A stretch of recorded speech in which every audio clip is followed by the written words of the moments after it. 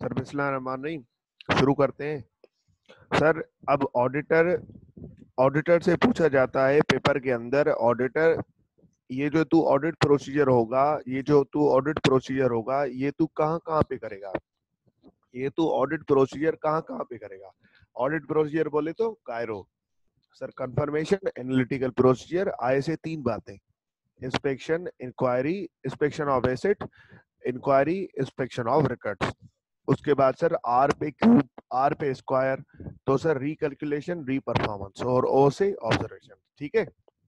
अब sir auditor से पूछा जाता है, ए ऑडिटर, ये तू मेरे साथ साथ बोलो, क्या पूछा जाता है? ए ऑडिटर, ये तू चीजें कहाँ, ये ऑडिट प्रोसीजर तू कहाँ कहाँ परफॉर्म करेगा।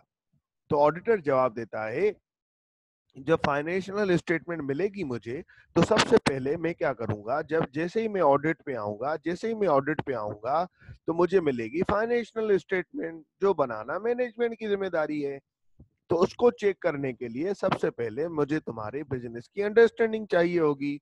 जैसे मैं तुम्हारे ऑडिट पे आऊंगा, ऑडिटर जवाब दे रहा है, तो सबसे पहले मुझे मिलेगी फाइनेंशियल स्टेटमेंट, जिसका मुझे ऑडिट करना है, जिसका मुझे ओपिनियन देना है ऑडिट रिपोर्ट में।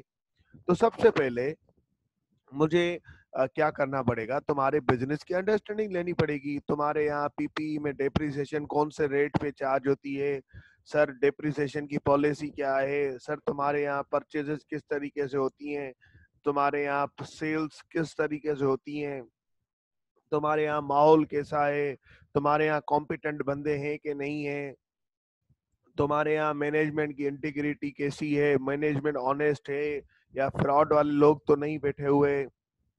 तो सर अब एक बात सोचो, इन चीजों से ऑडिटर को क्या फायदा मिलता है? इन चीजों से ये अंडरस्टैंडिंग लेता है ऑडिटर, हर चीज से ना ये अंडरस्टैंडिंग लेता है, पूछताछ करता है। अब ये जो अंडरस्टैंडिंग ले रहा है, ये कौन सा प्रोसीजर, हर किसी से रिलेवेंट बंदों से पूछ रहा है, इंक्वायरी कर रहा है। ये ऑडिटर क्या कर रहा है? इंक्वायरी। ये जो ऑडिटर पूछ रहा है ना, तुम्हारे यहाँ डेप्रिसिएशन का रेट कौन सा है, पॉलिसी कौन सी है, डेप्रिसिएशन कब कब चार्ज होती है, तुम्हारे यहाँ एसेट खरीदा जाता है तो उसको किस तरीके से ट्रीट किया जाता है, तुम्हारे यहाँ परचेजेस होती है तो उसकी साइकिल क्या है, उसका प्रोसेस क्या है, अगर परचेज करना हो गुड तो क्या प्रोसेस होगा, सेल करना हो तो क्या प्रोसेस होगा, तुम्हारे यहाँ लोग कॉम्पिटेंट बैठे हैं कि नहीं, क्वालिफाइड बैठे हैं कि नहीं, अगर क्वालिफाइड है तो क्या क्या क्वालिफिकेशन है, तुम्हारे यहाँ मैनेजमेंट इंटीग्रिटी है कि नहीं। इन चीज ये ऑडिटर जो पूछ रहा है, ये क्या कौन सा प्रोसीजर कर रहा है? सर इंक्वायरी कर रहा है, इंक्वायरी। देखें, इंक्वायरी ऑडिट प्रोसीजर कर रहा है। अब मैनेजमेंट क्या करेगी? जवाब देगी। सर लेकिन ऑडिटर का कॉम्पिटेंसी, आपके दिमाग में एक सवाल चल रहा होगा, सर ऑडिटर का कॉम्पिटेंसी से क्या ताल्लुक? ऑडिटर का मैं समझता हूं सर कि सेल साइकिल, सेल का प्रोसेस पूछने से क्या ताल्लुक है, ये आपने बताया था, आपने परचेज का बताया था, आपने डेप्रिसिएशन का बताया था, लेकिन कॉम्पिटेंट और इंटीग्रिटी का क्या ताल्लुक बेटा? अगर अगर आपका मैनेजमेंट का अकाउंटेंट कॉम्पिटेंट नहीं होगा तो क्या होगा? गलतियां करेगा। अगर मैनेजमेंट का जो बंदा बिठाया हुआ है, जो कि अकाउंटेंट है, अगर उसको स्किल नहीं आ रहे होंगे, अगर उसको अकाउंटिंग नहीं आ रही होगी, तो वो क्या करेगा? गलतियां करेगा, वो मिस स्टेटमेंट ज्यादा करने के चांसेस होंगे उसके। तो ऑडिटर ये इंक्वायरी लेता है at the start of the audit. Auditor ये इंक्वायरी करता है at the start of the audit. Inquiry करता है किस चीज में? अंडरस्टैंडिंग करता है। इंक्वायरी करके आप पूछताछ करते हो, जब तो वो आपको बताएंगे ना, नॉर्मली तो आपको नहीं बताएंगे, आप पूछोगे तो बताएंगे। तो ये पूछना क्या है? इंक्वायरी, सवाल पे सवाल इंक्वायरी। तो सर इस इंक्वायरी करने से आपको चीजों की मालूमात मिलती है, ठीक है ना सर? रिस्क असेसमेंट ही बता रहा हूँ, रिस्क असेसमेंट बताता हूँ सर। अब इस इंक्वायरी करने से आपको चीजों की मालूमात मिलती है। अब इस चीजों की जो मालूमात मिलती है, जैसे अंडरस्टैंडिंग मिल गई, अब इन चीजों की मालूमात को मैं कंक्लूड करके रिस्क असेसमेंट करता हूँ। इन चीजों की मालूमात को कंक्लूड करके मैं रिस्क असेसमेंट करता हूँ। जैसे कि उन्होंने कहा सर हमारे यहाँ ना बंदा कॉम्पिटेंट नहीं है, बंदा कॉम्पिटेंट नहीं है। मैंने बोला किस तरीके से, उसकी क्वालिफिकेशन क्या है? वो कभी भी मैनेजमेंट इस तरीके से नहीं बोले कि हमारे यहाँ बंदा कॉम्पिटेंट नहीं है। मैं पूछूंगा यार इसका वर्क एक्सपीरियंस कितना है, वो बोलेंगे सर 1 या 2 साल। मैंने बोला यार इसको तो एक्सपीरियंस नहीं है। अच्छा इसकी क्वालिफिकेशन क्या है? सर ये तो बीकॉम किया हुआ है। अच्छा फिर मैं समझ जाऊंगा, अब ये ना ये इनकॉम्पिटेंट बंदा बैठा हुआ है। अच्छा फिर ना अब फाइनेंशियल स्टेटमेंट में ना गलतियां होंगी। मैंने इससे पूछा ये जो अकाउंटेंट बैठा हुआ है ये कौन कौन से हेड्स देखता है? उसने बोल दिया सर ये अकाउंट रिसीवेबल देखता है, डेटर्स, और सर लाइबिलिटीज देखता है। अब मेरे दिमाग में आ गया, मैंने बोला बाकी तो कोई हेड नहीं दिखता ना? उन्होंने बोला नहीं नहीं बाकी कोई हेड नहीं देखता, बाकी दूसरा अकाउंटेंट है वो देखता है। मैं बोला चल अल्लाह का लाख शुक्र, सिर्फ दो हेड देखता है, तो दो हेड में ना हाई रिस्क है इसकी वजह से, क्योंकि ये इनकॉम्पिटेंट है तो ना गलतियों के ज्यादा चांसेस होंगे, गलतियां इसने ज्यादा की होंगी, एरर इसने बहुत किए होंगे। और मैनेजमेंट की इंटीग्रिटी क्यों देखता हूं मैं सर? अगर मैनेजमेंट की इंटीग्रिटी नहीं होगी, ठीक है ना, मैनेजमेंट इंटीग्रिटी नहीं होगी, ईमानदार नहीं होगी, तो किस चीज का चांस होगा? फ्रॉड होने का। अब ये जो चांस है, ये जो रिस्क है, ये मैं किस तरीके से असेस कर रहा हूँ? इंक्वायरी करके। मैं उनसे इंक्वायरी करता हूँ, मैं इंक्वायरी करता हूँ तो वो मुझे जवाब देते हैं, और उसमें से मैं अंदाजा लगाता हूँ। ये अंदाजा क्या है? Professional judgment, professional scepticism. शक हो रहा है मुझे कि यार ये इनकॉम्पिटेंट है या मिस स्टेटमेंट का चांस होगा, यार ये जो है इंटीग्रिटी नहीं है इनकी तो फ्रॉड का चांस होगा। अब ये शक हो रहा है, प्रोफेशनल जजमेंट और प्रोफेशनल स्केप्टिसिज्म दोनों का मिला के मैं रिस्क असेसमेंट कर रहा हूँ। तीसरा कौन सा प्रोसीजर करता हूँ मैं सर? जैसे ही ऑडिट शुरू होता है तो सर जैसे ही जाता हूँ क्लाइंट पे, जैसे वो फाइनेंशियल स्टेटमेंट देते हैं, तो फाइनेंशियल स्टेटमेंट जब भी मिलते हैं मुझे, तो एक करंट ईयर होता है, एक कंपेरेटिव ईयर होता है। कंपेरेटिव ईयर कौन सा? जैसे कि सर अभी 2018 के फाइनेंशियल स्टेटमेंट का ऑडिट होने जा रहा है, तो फाइनेंशियल स्टेटमेंट में क्या सिर्फ 2018 की फिगर आ रही होगी और कोई नहीं आ रही होंगी? बताएं मुझे, बताएं सर मुझे।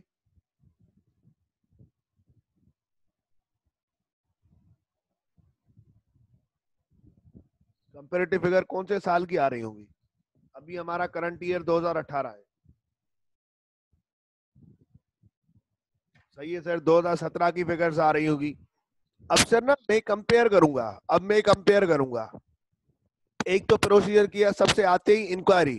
अब मैं कंपेयर करूंगा, कैसे कंपेयर करूंगा? 2017 की फिगर्स लास्ट ईयर की हैं, तो 2017 की फिगर्स यकीन के काबिल होंगी। क्यों होगी यकीन के काबिल? सर 2017 की फिगर यकीन के काबिल इस वजह से होगी क्योंकि 2017 की फिगर्स ऑडिट किया गया है, ऑडिट किया गया होगा उन पे। 2017 की फिगर ऑडिटेड फिगर्स हैं। जैसे ही ऑडिट हो जाता है तो सर लिखा जाता है ऑडिटेड फिगर्स, ऑडिटेड अकाउंट्स। तो 2017 की फिगर पे यकीन किया जा सकता है, रिलाय किया जा सकता है, क्योंकि इंडिपेंडेंट ओपिनियन आ चुका है। 2018 की फिगर्स जो बैलेंस शीट में आ रही है, तो सर दो बिल्कुल बिल्कुल 2018 की फिगर जो है उन पे, उनका भी वो अभी मैंने ऑडिट करनी है, तो क्या उन पे यकीन किया जा सकता है? नहीं सर, नहीं किया जा सकता, क्योंकि अभी इन पे इंडिपेंडेंट ओपिनियन नहीं आया है। अब मैं 2018 की फिगर को 2017 की फिगर से कंपेयर करूंगा। मैं बोलूंगा सेल इतना परसेंट बढ़ गई। क्यों बढ़ गई भाईजान? पूरी इंडस्ट्री में सेल कम हुई, आप बोलते हो कब बढ़ गई?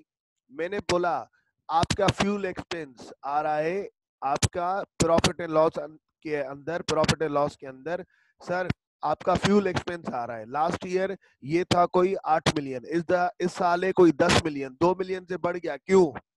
तो सर उन्होंने बोला सर वो हमारे यहाँ ना पेट्रोल की प्राइसेस बढ़ गई, इस वजह से ना सर पेट्रोल 2 मिलियन का अब शो हो रहा है, 2 मिलियन से ज्यादा तो शो हो रहा है इस वजह से। तो अब इन बातों को ना कंपेयर करता जाऊंगा, करंट ईयर की फिगर को लास्ट ईयर की फिगर से कंपेयर करूंगा, और सर कंपेयर करके मैं क्या करूंगा? इंक्वायरी करूंगा। तो सर ये जो एनालिटिकल प्रोसीजर है, ये जो एनालिटिकल प्रोसीजर ज्यादा डिटेल में पढ़ेंगे, लेकिन शुरू में बता रहा हूं कि मैं जैसे ही ऑडिट करने जाता हूं, मैं जैसे ही ऑडिट करने जाता हूं तो मैं दो प्रोसीजर्स ऐसे होते हैं ऑडिट प्रोसीजर के अंदर से, इंक्वायरी और एनालिटिकल प्रोसीजर, जिनको इस्तेमाल करके मैं असेस करता हूं कि कहाँ पे रिस्क ज्यादा है, कहाँ पे रिस्क ज्यादा है। क्योंकि देखो जहां पे रिस्क होगा, मेरे पास टाइम कम है, ऑडिटर के पास टाइम कम है।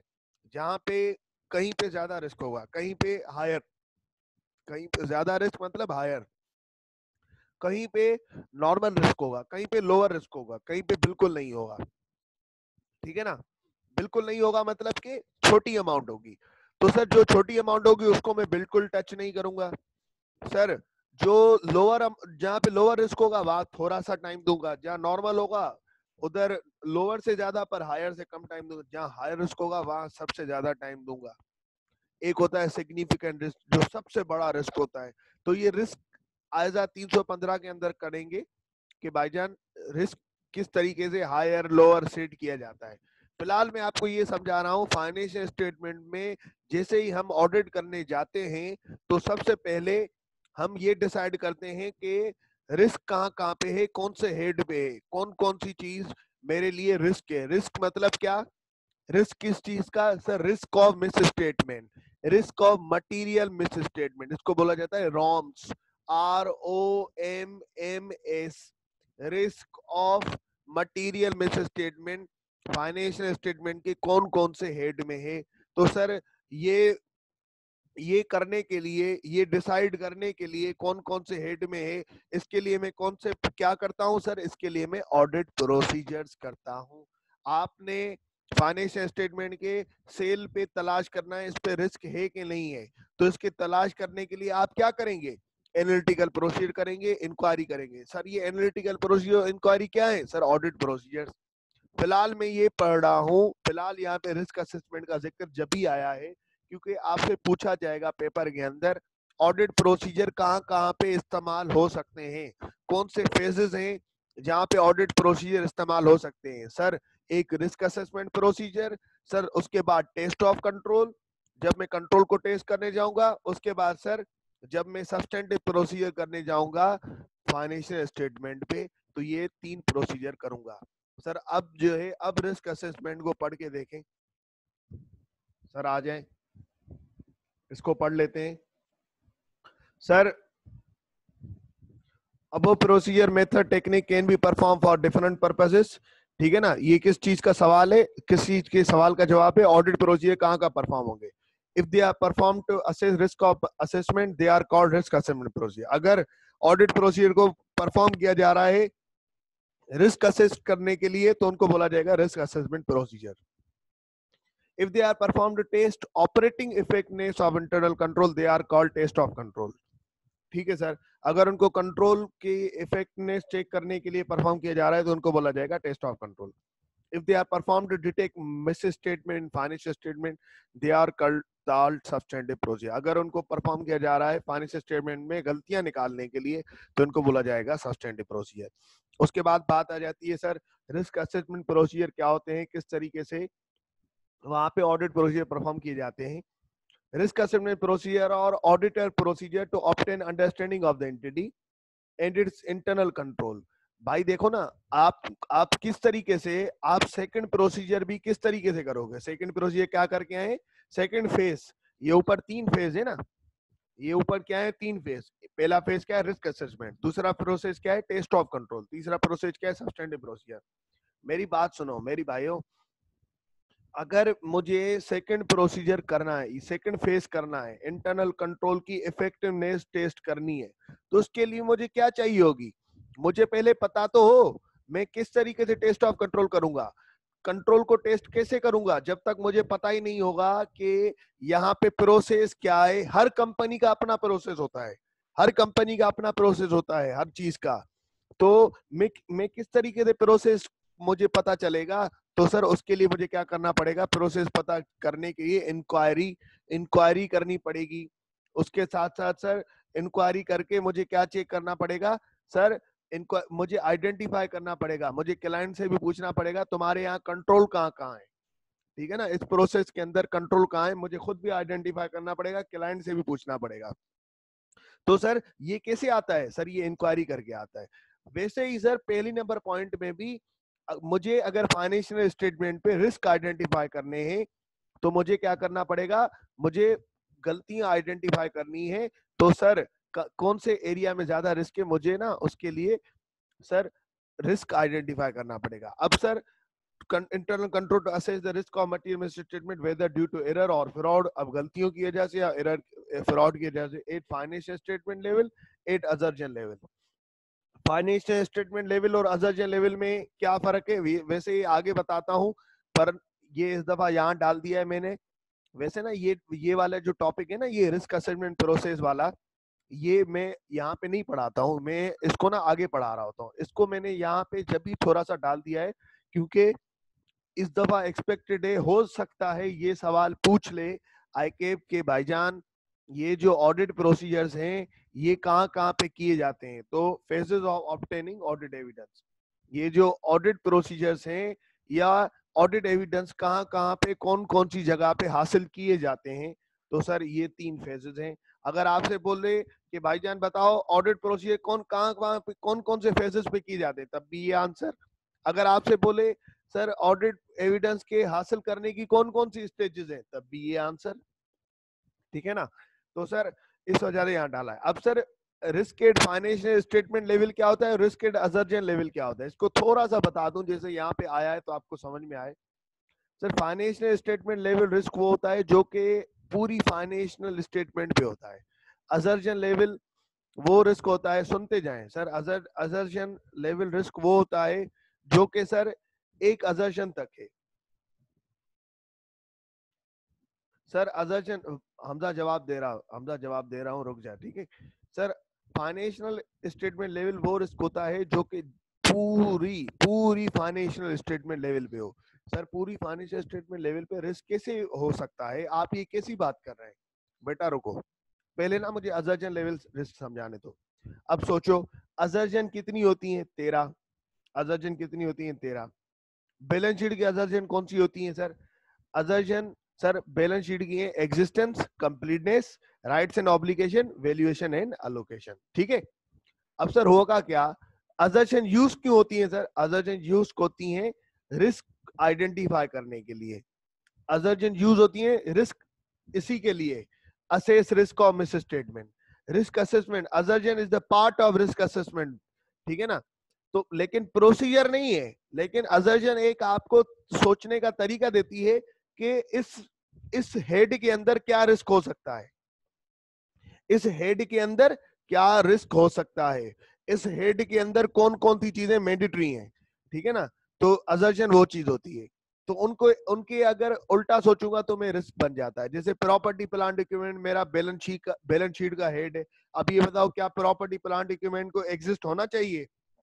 जी सर, फिजिकली एग्जिस्ट होना चाहिए। प्रॉपर्टी प्लांट इक्विपमेंट मेरा एसेट है, नॉन करंट एसेट है, इसको फिजिकली एग्जिस्ट होना चाहिए। सर इसका क्या मकसद? सर मेरे पास अगर 6 गाड़ियां मैंने लिखी हुई है फाइनेंशियल स्टेटमेंट के अंदर, कागज पे फाइनेंशियल स्टेटमेंट पे लिखी हुई है, तो सर वो रियल लाइफ में भी 6 गाड़ियां होनी चाहिए। तो सर ये एग्जिस्टेंस है। सर इसी तरीके से वैल्यूएशन एंड एलोकेशन का समझाया था। क्या सर इन 6 गाड़ियों पे डेप्रिसिएशन सही से चार्ज कर रखी है? ठीक है। अगर डेप्रिसिएशन सही से चार्ज नहीं की होगी मतलब सही से वैल्यू नहीं किया। सर क्या इन 6 गाड़ियों पे कहीं इंपेयरमेंट तो नहीं आ रही जो कि क्लाइंट ने नहीं लगाई हो? तो सर बिल्कुल वो भी चेक करेंगे। सर क्या, अब ये सोच रहा हूँ, ये रिस्क आइडेंटिफाई कर रहा हूँ असर्जन को देख के, क्या रिवैल्यूएशन तो कहीं नहीं हो रही थी, क्लाइंट ने नहीं की हो, रिवैल्यूएशन भी कर लेनी चाहिए। उसके बाद सर राइट्स एंड ऑब्लिगेशन, क्या ये गाड़ियां वाकई इन पे हक क्लाइंट का है? तो कैसे पता लगेगा सर ये क्या इन पे राइट क्लाइंट का है नहीं है? तो गाड़ी के कागज देख लो, इनवॉइसेस देख लो। उसके बाद सर कंप्लीटनेस, क्या पीपी में सारे एसेट्स इन्होंने दिखाए हैं? कोई ऐसा तो नहीं कि 8वीं गाड़ी जो है मैनेजर के घर पे खड़ी हो और इन्होंने 7 गाड़ियां दिखा दी हो, तो 8वीं भी दिखानी चाहिए, इस तरीके से, ठीक है ना। तो सर अब असर्जन क्या होती है? लेट सपोज असर्जन मत, अब ये सोचो गाड़ी एग्जिस्ट भी कर रही है, गाड़ी पीपी पे सारे एसेट्स एग्जिस्ट कर रहे हैं, जो इन्होंने दिखाए हैं, मैंने प्रोसीजर किए, सारे एग्जिस्ट कर रहे हैं। मैंने इंस्पेक्शन ऑफ रिकॉर्ड्स किया, मैंने इंस्पेक्शन ऑफ रिकॉर्ड्स जाके किया और मैंने चेक किया कि भाईजान वाकई एग्जिस्ट हो रहे हैं, ठीक है ना। अब ये सब्सटेंटिव प्रोसीजर कर रहा हूं, हमजा ध्यान से सुनना, तेरी बात का जवाब आ रहा है। अब इन चीजों को वेरीफाई करने के लिए कि ये वाकई एग्जिस्ट हो रहा है कि नहीं हो रहा, अब मैं क्या कर रहा हूँ, सर सब्सटेंटिव प्रोसीजर कर रहा हूँ। सब्सटेंटिव प्रोसीजर फाइनेंशियल स्टेटमेंट की फिगर्स को वेरीफाई कर रहा होता है, ठीक है ना सर। असर्शन लेवल के रिस्क को खत्म करने के लिए सब्सटेंटिव प्रोसीजर आ जाता है। क्या ये बैलेंस शीट में प्रॉपर्टी प्लांट इक्विपमेंट की चीजें एग्जिस्ट करती हैं कि नहीं करती? मैं इसको खत्म करने के लिए क्या करूंगा, इस रिस्क को खत्म करने के लिए या इस रिस्क को चेक करने के लिए या इस अपने शक को चेक करने के लिए इंस्पेक्शन ऑफ रिकॉर्ड्स करूंगा, अपना एसेट्स करूंगा। मैं जाऊंगा, मैं बोलूंगा तुमने 7 गाड़ियां दिखाई है ना, लिखी है ना यहाँ पे फाइनेंशियल स्टेटमेंट पे, मुझे दिखाओ 7 गाड़ियां। वो मुझे दिखा देगा, मुझे एग्जिस्टेंस का रिस्क खत्म हो जाएगा। हाँ यार वाकई ये ना एग्जिस्ट कर रही हैं। फिर मैं बोलूंगा कंप्लीटनेस, 7 गाड़ियां थी टोटल, 7 ही दिखाई हैं, ठीक है भाईजान। उसके बाद sir rights and obligation. Let suppose उसने मुझे बोला, मैंने बोला इन गाड़ियों पे तेरा राइट है, तो उसने बोला हाँ सर ये देखें, उन सब का ना इसने मुझे वो दिखा दिया लाइसेंस और उस पे कंपनी का नाम आ रहा था, ठीक है ये भी बात क्लियर हो गई। अब बात आ गई वैल्यूएशन पे। अब गाड़ियों पे इम्पेयरमेंट हो रही थी इस साल के अंदर, इम्पेयरमेंट बताया ना, वैल्यू कम कर देना, IAS 36 सबने पढ़ा होगा, वैल्यू कम कर देना। जिस साल मार्केट वैल्यू कम हो जाती है, अगर आज के दिन में मार्केट में सेल करूं तो इतने पैसे मिलेंगे। तो सर इम्पेयरमेंट चार्ज हो रही थी, अब क्लाइंट ने ना वो चार्ज नहीं की है। अब एक बात बताओ, मुझे क्या रिस्क था, मुझे क्या रिस्क था, इन्होंने हो सकता है सही से वैल्यू नहीं किया हो, और वैल्यू में मेरे अंदर 3 बातें आ रही थी, या तो डेप्रिसिएशन सही से चार्ज नहीं किया होगा, या तो रिवैल्यूएशन नहीं करी होगी, या तो इम्पेयरमेंट नहीं करी होगी। जब मैं चेक करने गया तो सर मुझे अंदाजा हो गया इन्होंने ना इम्पेयरमेंट इन पे होनी चाहिए और इन्होंने नहीं की। तो सर मतलब अब कितनी असर्जन थी प्रॉपर्टी प्लांट इक्विपमेंट के अगेंस्ट? 4, क्योंकि प्रॉपर्टी प्लांट इक्विपमेंट किसका आइटम है? बैलेंस शीट का आइटम है। Existence, rights and obligation, valuation and location, completeness, चारों के अगेंस्ट मैंने रिस्क आइडेंटिफाई किया। क्या ये एग्जिस्ट करती है कि नहीं, क्या इन पे राइट्स इनका है कि नहीं, क्या ये कंप्लीटली दिखाई गई है कि नहीं, ऐसा तो नहीं कोई एक रह गई, क्या ये सही से वैल्यू की हुई है कि नहीं। अब 3 के अगेंस्ट सब्सटेंटिव प्रोसीजर करके मेरा रिस्क खत्म हो गया, पर एक में मिस स्टेटमेंट निकल आई। कैसे मिस स्टेटमेंट निकल आई? सर जब मैं चेक करने गया, गाड़ियों की कंडीशन बिल्कुल खराब थी, मैंने उनकी मार्केट वैल्यू चेक की, तो सर मार्केट वैल्यू कोई आ रही थी 8 लाख और इन्होंने बुक्स में दिखाए हैं 9 लाख। तो 1 लाख से कम करना चाहिए, 1 लाख से एंट्री होने चाहिए। Impairment, loss debit, property plant equipment credit, ठीक है। इम्पेयरमेंट लॉस इनको दिखाना चाहिए, इनको अपने प्रॉपर्टी प्लांट इक्विपमेंट 8 मिलियन पे 8 लाख पे लेके आना चाहिए। गाड़ी का सर क्यों लेके आना चाहिए? क्योंकि सर इम्पेयरमेंट लॉस है। अब मैंने उनको कहा सर आप इसको, ये ना आपका इम्पेयरमेंट लॉस है। अब ये बताएं इस फाइनेंशियल स्टेटमेंट में, इस प्रॉपर्टी प्लांट इक्विपमेंट में, ये जो 4 रिस्क मैंने अलग अलग आइडेंटिफाई किए, क्या ये सिर्फ प्रॉपर्टी प्लांट इक्विपमेंट पे रिस्क है या किसी और हेड पे भी रिस्क है? मुझे जवाब दें। क्या ये जो एग्जिस्टेंस का रिस्क या दूसरी चीजें का रिस्क जो है, ये सब प्रॉपर्टी प्लांट इक्विपमेंट पे जो आइडेंटिफाई किए, क्या ये सिर्फ और सिर्फ प्रॉपर्टी प्लांट इक्विपमेंट के लिए रिस्क है या किसी और चीज के लिए भी रिस्क है? सेल के लिए भी क्या यही रिस्क होंगे? क्या सेल के लिए भी यही रिस्क होंगे? क्या सर परचेज के लिए भी यही रिस्क होंगे? नहीं सर, बिल्कुल पूरी बैलेंस शीट के लिए असर्शन यही होंगी, पर रिस्क ये नहीं होंगे, ठीक है ना। तो सर अब ये जो है, अब सर ये जो है असर्शन लेवल जो है, अब एक होता है रिस्केड असर्शन लेवल। अब बताओ रिस्केड प्रॉपर्टी प्लांट इक्विपमेंट की 3 असर्शन का रिस्क ठीक हो गया, 1 असर्शन का रिस्क ठीक नहीं हुआ। कौन सी? वैल्यूएशन एंड एलोकेशन, ठीक है ना। वैसे ही रिसीवेबल का होता है, अब सर ठीक नहीं हुआ तो इस चीज को क्या किया जाएगा वो आगे पढ़ेंगे।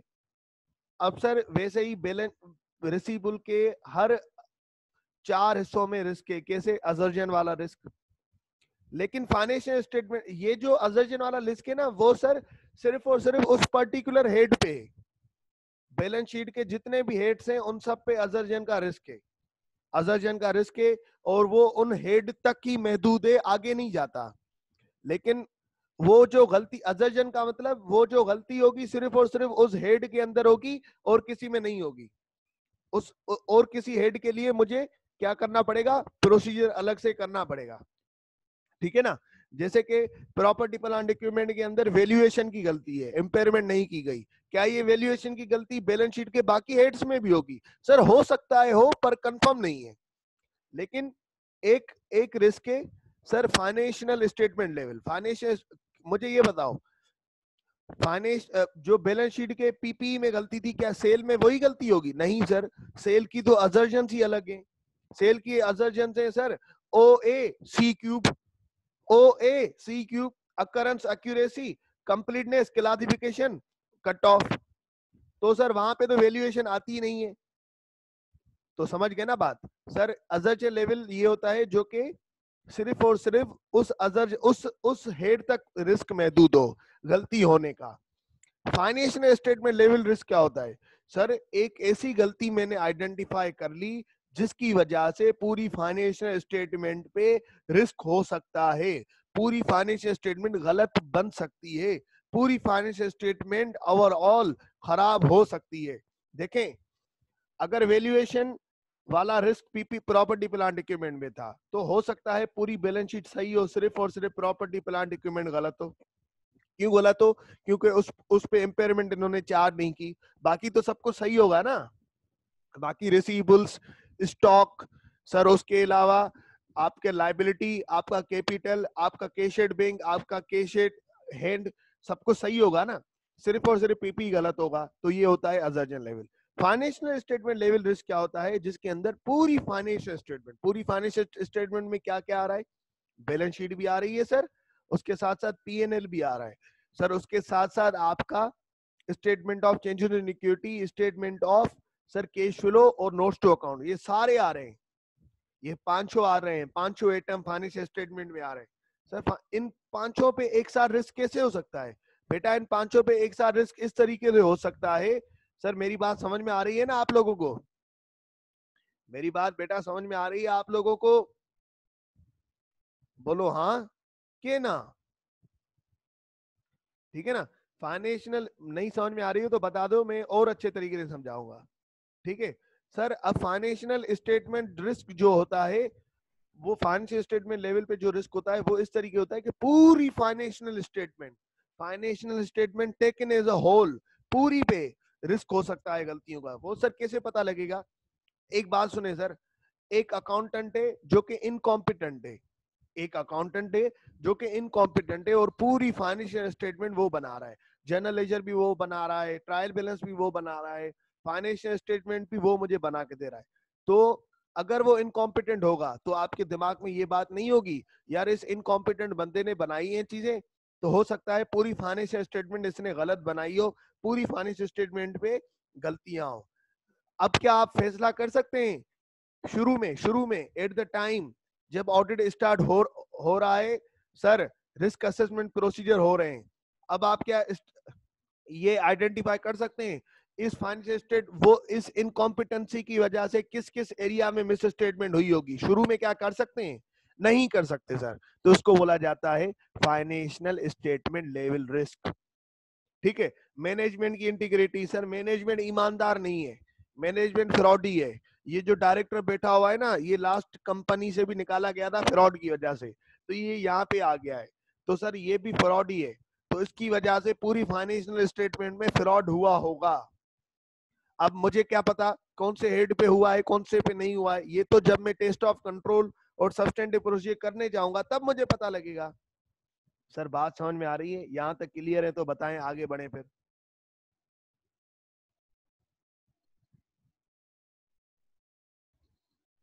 बताओ मेरे प्यारे बच्चों।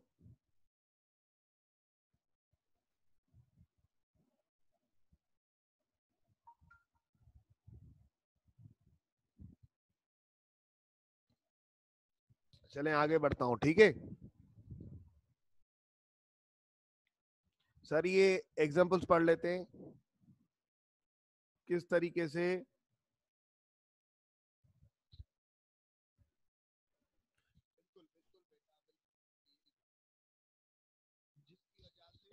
जिसकी वजह से एक चीज की वजह से पूरे फाइनेंशियल स्टेटमेंट पे असर हो रहा हो, पूरे फाइनेंशियल स्टेटमेंट पे असर हो रहा हो, गलतियों एक चीज की वजह से, हम इनकॉम्पिटेंसी की वजह से, हो सकता है डिस्क्लोजर गलत बने हो सकता है कैश फ्लो इसने सही से नहीं बनाया हो सकता है चेंजेस इन इक्विटी सही से नहीं बनाया, हो सकता है प्रॉफिट एंड लॉस सही से नहीं बनाया हो सकता है बैलेंस शीट के अंदर गलती की हो।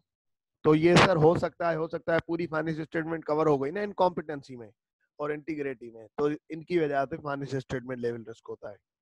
आ जाए सर। सर मैं कौन कौन से प्रोसीड करता हूँ सर, इंक्वायरीज ऑफ मैनेजमेंट, मैं मैनेजमेंट से इंक्वायरी करता हूँ तुम्हारे यहाँ लीगल रिक्वायरमेंट कौन सी है, अगर तुम्हारा फाइनेंशियल रिपोर्टिंग फ्रेमवर्क चेंज हुआ है तो क्यों हुआ है, अकाउंटिंग पॉलिसी चेंज हुई है तो क्यों हुई है, तुम्हारे इंटरनल ऑडिट फंक्शन है कि नहीं, ठीक है, और कौन कौन से उसने मसले उठाए हैं। उसके बाद सर हर उस बंदे से जिससे मेरा दिल कर रहा हो बात करने का मैं उससे कर सकता हूँ, others within entity, legal counsel about any litigation, the sale person about trend of sale, तुम्हारी सेल इंक्रीज क्यों हो गई, ट्रेंड ऑफ सेल मतलब लास्ट ईयर से इस साल कंपेयर करना, करंट ईयर से कम हुई तो क्यों हुई, analytical procedures, ratios banana. Sir comparing financial information with non financial information, financial information वो होती है जो कि फाइनेंशियल स्टेटमेंट में रिकॉर्डेड होती है, नॉन फाइनेंशियल इंफॉर्मेशन वो होती है जो कि फाइनेंशियल स्टेटमेंट में रिकॉर्ड नहीं होती। जैसे कि मैंने पूछा फ्यूल एक्सपेंस तुम्हारा 10 मिलियन, लास्ट टाइम 8 मिलियन था, इस दफा 10 मिलियन होगा, क्यों 2 मिलियन से क्यों बढ़ गया, अब ये फाइनेंशियल इंफॉर्मेशन है, इसको कंपेयर किया जाएगा नॉन फाइनेंशियल इंफॉर्मेशन से। सर वो जबकि जबकि लेट सपोज मार्केट में फ्यूल की प्राइसेस कम हो गई हैं लास्ट ईयर के मुकाबले में, let suppose last year fuel prices, petrol की प्राइसेस ज्यादा थी, इस दफा कम है, तो मैं उसे कहूंगा, मैं एज ऑडिटर कहूंगा लास्ट टाइम 8 मिलियन का खर्चा था पीएनएल में 2017 में, 2018 में तुमने 10 मिलियन दिखाया है, क्यों ये 2 मिलियन कैसे कम हो गया, जबकि बाहर मार्केट में फ्यूल प्राइसेस कम हुई है। अब ये देखो फाइनेंशियल इंफॉर्मेशन क्या थी, वो 2 मिलियन का इंक्रीज, वो 10 मिलियन का रिकॉर्ड फ्यूल एक्सपेंस, वो 8 मिलियन का recorded fuel expense. Financial information मतलब जो फाइनेंशियल स्टेटमेंट में रिकॉर्डेड है, जो जर्नल लेजर में रिकॉर्डेड है, जो ट्रायल बैलेंस में रिकॉर्डेड है, जो इनवाइसेस में रिकॉर्डेड है। नॉन फाइनेंशियल इंफॉर्मेशन वो जो कि फाइनेंशियल स्टेटमेंट के अलावा है, कौन सी, मैंने कंपेयर किया, मैंने बोला यार तुम्हारी कैसे 2 मिलियन से बढ़ सकती है जबकि बाहर तो फ्यूल प्राइसेस कम हुई हैं। अब ये उसका जवाब कैसे देगा, अब ये भी जवाब मुझे देगा कि यार इसका जवाब क्या हो सकता है, यार इस साल ना आप देखें हमारी प्रोडक्शन ज्यादा हुई है, मशीनें ज्यादा चली हैं, हमारे सेल के ऑर्डर ज्यादा हुए हैं, तो डिलीवरी ज्यादा हुई है, इस वजह से फ्यूल की कंजम्पशन बढ़ गई है, मशीन प्रोडक्शन ज्यादा हुई है तो मशीन को चलाने के लिए डीजल आया, तो डीजल फ्यूल एक्सपेंस में चला गया। देखें मेरे कॉस्ट ऑफ गुड सोल्ड भी लास्ट टाइम से ज्यादा आए हैं, ये क्यों ज्यादा आए, क्योंकि मेरी मैन्युफैक्चरिंग ज्यादा हुई है, ठीक है ना। अब ये देखें ये वो बता रहा है प्रोडक्शन ज्यादा हुई है, मशीनें ज्यादा चल रही हैं, तो ये जवाब दे रहा है उसका, ठीक है ना। ऑब्जर्वेशन एंड इंस्पेक्शन, अब आगे आ जाता हूं सर, एक सवाल था पेज नंबर 9 पे, कौन सा वर्ड बता दूं, फराज तेरा सवाल था।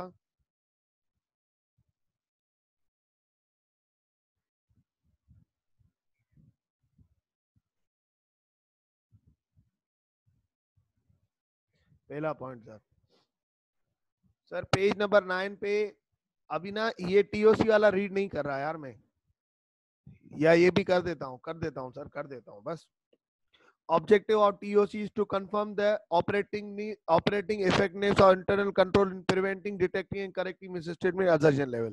Test of control क्या मकसद होता है कि मैं इंटरनल कंट्रोल की इफेक्टिवनेस चेक कर सकूं, क्या ये इफेक्टिवली काम कर रहा है या नहीं कर रहा, सिर्फ या ये बातें बोल रहे हैं। सर इंटरनल कंट्रोल का काम क्या होता है, अगर गलती हो रही हो तो उसको वहीं रोक देना, अगर हो चुकी हो तो उसको डिटेक्ट करना, ढूंढ लेना और सर उसको सही करवा देना, सही है ना।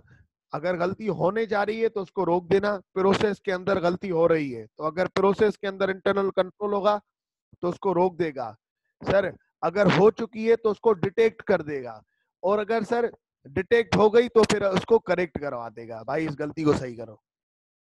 Examples, approval of sales invoice, जिस बंदे ने, लेट सपोज सेल्स इनवॉइस के लिए कहा गया है, लेट सपोज मैंने कंट्रोल बनाया, अभी मेरा एक सेल्स डिपार्टमेंट में बंदा बैठता है, जैसे ही क्लाइंट को, जैसे ही मेरे कस्टमर को गुड्स डिलीवर हो जाते हैं, जैसे ही मेरे कस्टमर को गुड्स डिलीवर हो जाते हैं, अब उस कस्टमर को हम क्या करते हैं, सेल्स इनवॉइस भेजते हैं।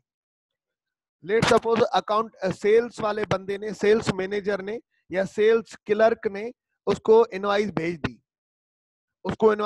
अब इनवॉइस में, इनवॉइस थी 8 लाख की, उसने क्या किया, 1 जीरो कम लगा दिया, गलती से उस दिन बेचारा बीवी से लड़के आया था, तो उसने क्या किया, 8 लाख की जगह पे 80,000 कर दिया, 1 जीरो ना बीवी के प्रेशर में उसने कम कर दिया, तो 8 लाख की जगह पे क्या कर दिया उसने, 80,000 कर दिया।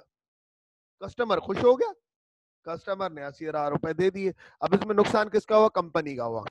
तो कंपनी को जब ये बात पता लगी, कंपनी ने बोला यार ये ना इसने मरवा दिया, अब ऐसा करते हैं, जब भी सेल क्लर्क तू इनवॉइस बनाएगा, सबसे पहले तू सेल्स मैनेजर के पास लेके आएगा, वो सेल्स मैनेजर उस इनवॉइस को चेक करेगा और उस पर साइन करेगा, फिर तू कस्टमर के पास भेजेगा। अब देखें, पहले गलती हो गई थी तो कोई कंट्रोल नहीं था, तो गलती डिटेक्ट नहीं हो पाई थी, प्रिवेंट नहीं हो सकी थी, करेक्ट नहीं हो सकी थी। अब सर सेल्स क्लर्क ने लेट सपोज 8 लाख की जगह अगर 80,000 लिखा, तो सर वो इनवॉइस अब किसके पास जाएगी, सेल्स मैनेजर के पास। अब सेल्स मैनेजर क्या करेगा, उस इनवॉइस को चेक करेगा कि इसने सही से लिखा है कि नहीं, और फिर 80,000 को 8 लाख करवाएगा। फिर क्या करेगा, गलती सर अगर देखेगा तो गलती पकड़ेगा ना, फिर उसमें साइन करके भिजवा देगा। तो सर ये होता है internal control, approval of sales invoice और purchase invoice for evidence of authorisation. Sir observing cash receiving process to ensure segregation of duties between receiving and recording of money.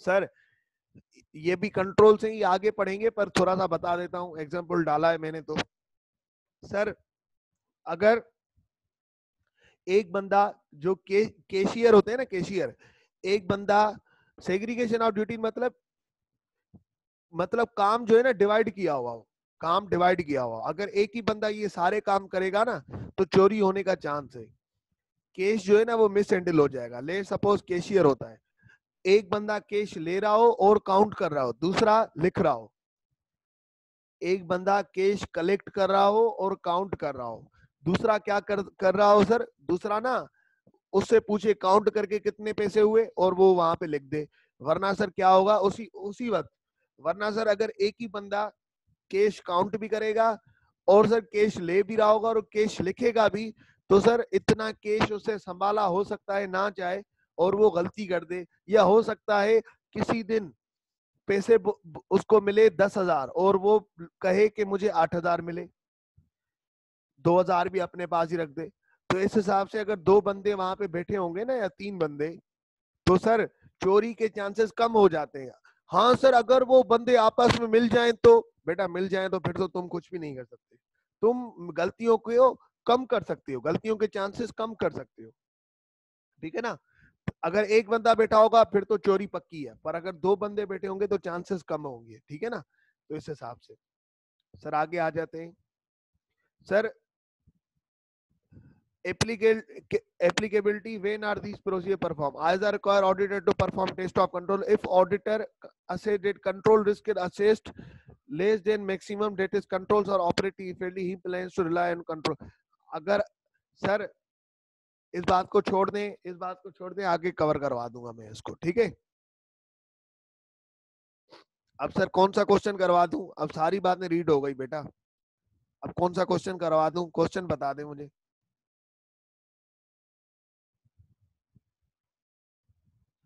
Question 16, 17 and 20। Sir ये सारी बातें आप सारे question लिखते जाएं, मैं सब कुछ करवा दूंगा। 17 क्वेश्चन पे आ जाएं, सारे 17 क्वेश्चन पे आ जाएं। Aiza 315, understanding the entity and assessing the risk of material misstatement, ये आगे जाके पढ़ेंगे हम। The auditor should perform risk assessment procedure to obtain an understanding of the entity and its environment, including internal control. Aiza 315 कहता है कि भाईजान ऑडिटर क्या करे, रिस्क असेसमेंट प्रोसीजर करे, जो कि नीचे बताया मैंने।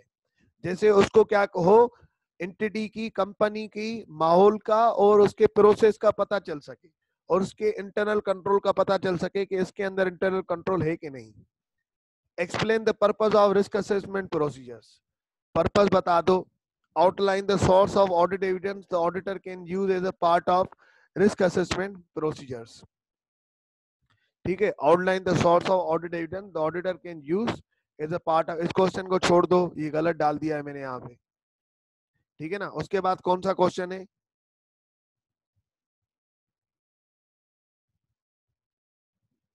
Sir 17 and 20। ठीक है बेटा, आ जाओ। 17 एंड 20, पहले पहले 17 कर लेते हैं। 17 हो गया ना, 17 एंड 20, 17 तो हो गया था। 16 एंड 20 सही है ना। 20 कर लेते हैं पहले। The auditor should perform risk assessment procedure to obtain an understanding of entity and environment including its internal control, briefly discuss all such procedure. यार ये आपसे प्रोसीजर पूछ रहा है ना, इसी बात का तो नीचे जवाब लिखा है कि अगर तुम रिस्क असेसमेंट प्रोसीजर करोगे तो तुम कौन से प्रोसीजर करोगे। रिस्क असेसमेंट करने के लिए तुम्हें जानना है कि एंटिटी किस तरीके से काम करती है, एंटिटी का प्रोसेस क्या है, कौन से हेड पे ज्यादा रिस्क है, कौन से हेड पे ज्यादा रिस्क नहीं है, तो तुम कौन से ऑडिट प्रोसीजर करोगे। वो नीचे लिख दिए ना मैंने, वही आंसर होगा इसका। बिल्कुल बिल्कुल, सारे जवाब देना यार, सारे जवाब दे सब। मुझे पता तो लगे कि सबको समझ में आ रहा है। सारे जवाब दें बाजीस, भाईजान्स। इसका भी वही आंसर है 16 वाले का। The auditor shall perform risk assessment procedure to provide the basis for identification and assessment of risk of material misstatement financial level and assertion level. List down the risk assessment procedure is referred above. सारे जवाब दें, सारे, शाबाश माशाल्लाह।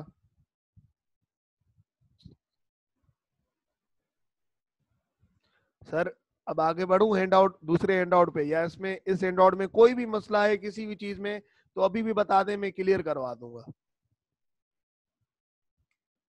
26 का भी बता दूं, 26 का भी बता देता हूँ। 26 बता दो, दिया था अभी तो बताया था। हुसैन सो रहा था क्या यार? नहीं बताया था मैं? अच्छा सॉरी यार, सॉरी, मैं गलत था। Sir use of audit method called directional testing means that certain items are tested primarily and for understanding and others for our statement. When this method is adopted, state whether the following are tested for understatement or our statement. ये बता दो कि ये understatement के लिए use होते हैं या आवर स्टेटमेंट के लिए। इस सवाल को भी छोड़ दो, इस सवाल को भी छोड़ दो, ये बाद में हो जाएंगे।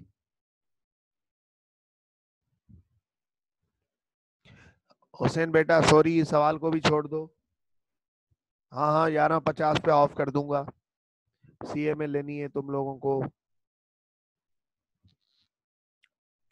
सर आगे बढ़ूं, मेरा पूरा फोकस होता है कि मैं जितना हो सके हर हैंड आउट पे तकरीबन 20 से ज्यादा क्वेश्चन आपको करवाऊं, 20 से ज्यादा क्वेश्चन करवाऊं ताकि आपके कॉन्सेप्ट क्लियर हो जाए। तो उसके अंदर अब ये क्वेश्चन छोड़ेंगे नहीं, ये आगे चल के कुछ टॉपिक करेंगे ना तो आपसे हो जाएंगी। सर आगे बढ़ूं, एक्सेप्टेंस एंड कंटिन्यूअस वाला खोलूं हैंड आउट, या इसके अंदर कोई भी मसला है तो बताएं।